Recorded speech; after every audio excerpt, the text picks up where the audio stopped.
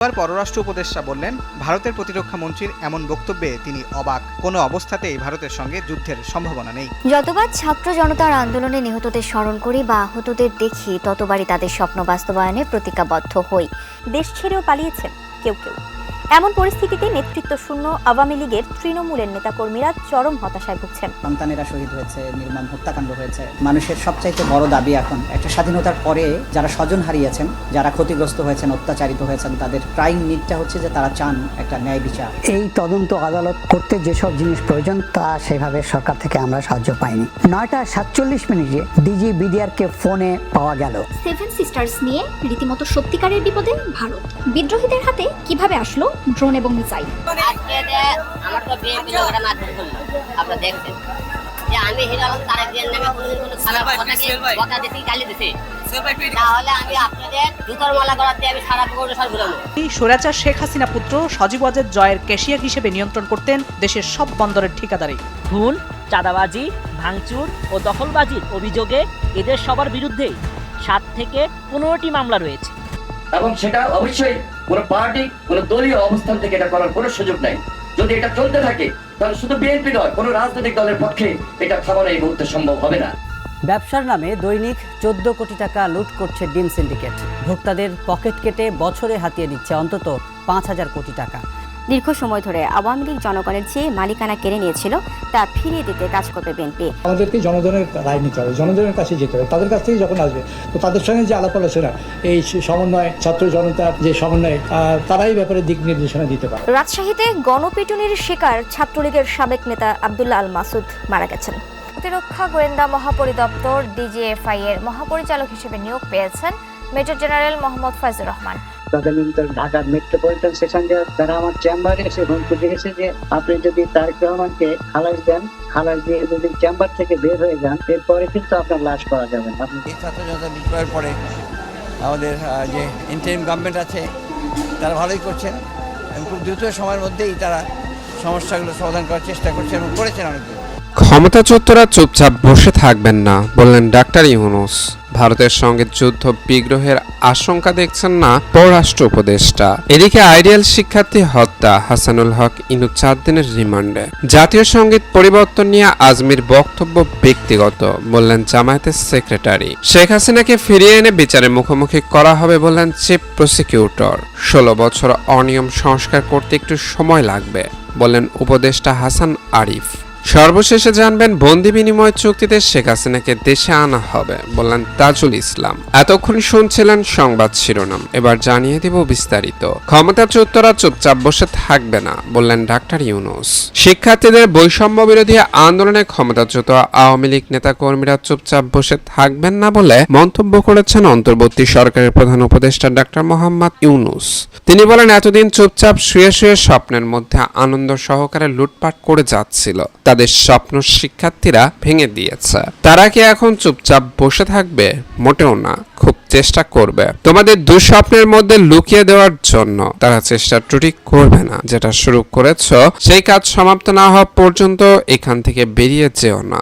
রোববার দুপুরে প্রধান উপদেষ্টার কার্যালয়ে শাপলা হলে শিক্ষার্থীদের সঙ্গে মত বিনিময়কালে তিনি সব কথা বলেন। ডাক্তার ইউনূস বলেন, বাংলাদেশের জন্ম থেকে এই সুযোগ আর আসেনি। যে সুযোগ তোমরা আমাদের হাতে তুলে দিয়েছ, এটা যেন হাতছাড়া না হয়। এই সুযোগ হাতছাড়া হলে বাংলাদেশ আর রাষ্ট্র থাকবে না। এটা শুধু রাষ্ট্র না, পৃথিবীর সমন্বিত রাষ্ট্রে পরিণত হয়। শিক্ষার্থীদের দেখছি আর ভাবছি কি একটা স্বপ্ন আমাদের সামনে, জাতির সামনে তোমরা নিয়ে এসেছো। বৈষম্য বিরোধী ছাত্র আন্দোলনে যারা শহীদ হয়েছে তাদের স্মরণ করে তিনি বলেন, যারা শহীদ হয়েছে আজকে তারা আমাদের সঙ্গে বসতে পারত, কিন্তু সেই সুযোগ তাদের দেওয়া হয়নি। যখন হাসপাতালে আহতদের দেখার জন্য যাই তাদের দিকে তাকাতে কষ্ট হয়। তিনি আরো বলেন, একজন তরুণকে যখন দেখতে যাই তখন সে জিজ্ঞাসা করে, স্যার ক্রিকেট খেলবো কিভাবে? ক্রিকেট খেলার কথা তার মাথা থেকে সরছে না।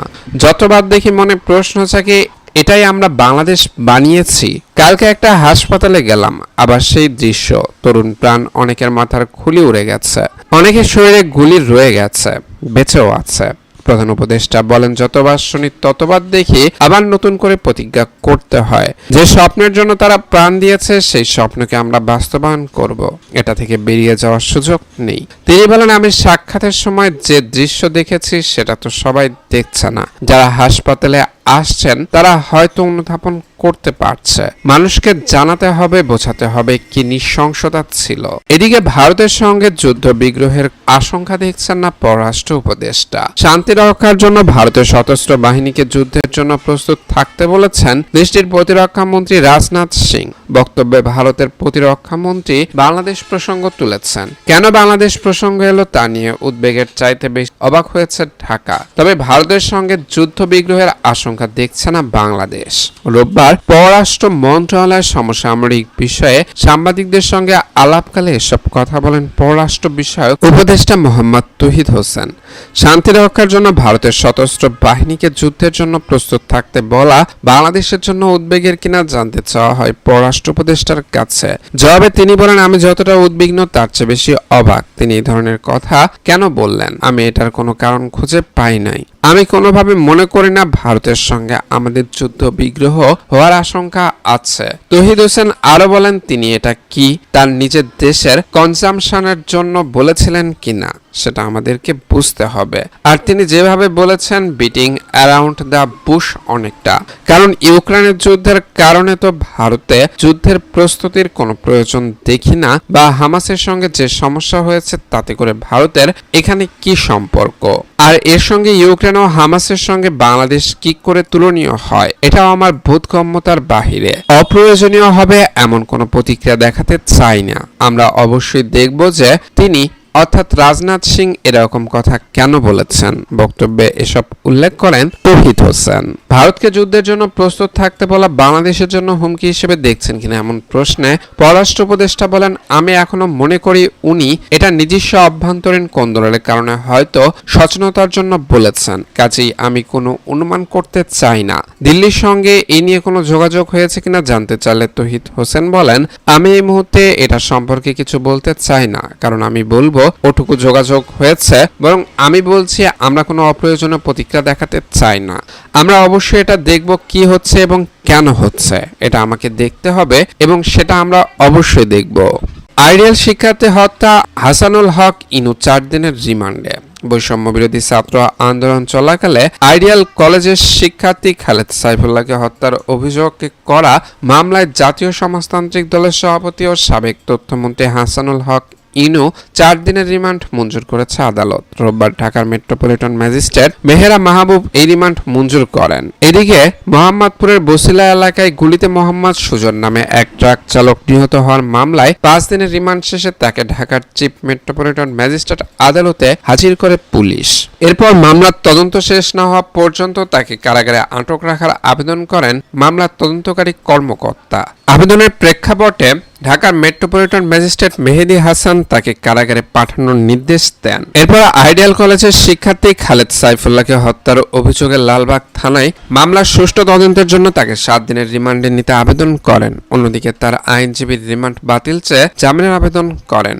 উভয় পক্ষের শুনানি শেষে ঢাকার মেট্রোপলিটন ম্যাজিস্ট্রেট মেহেরা মাহবুব তার জামিন আবেদন নামঞ্জুর করে 4 দিনের রিমান্ড মঞ্জুর করেন।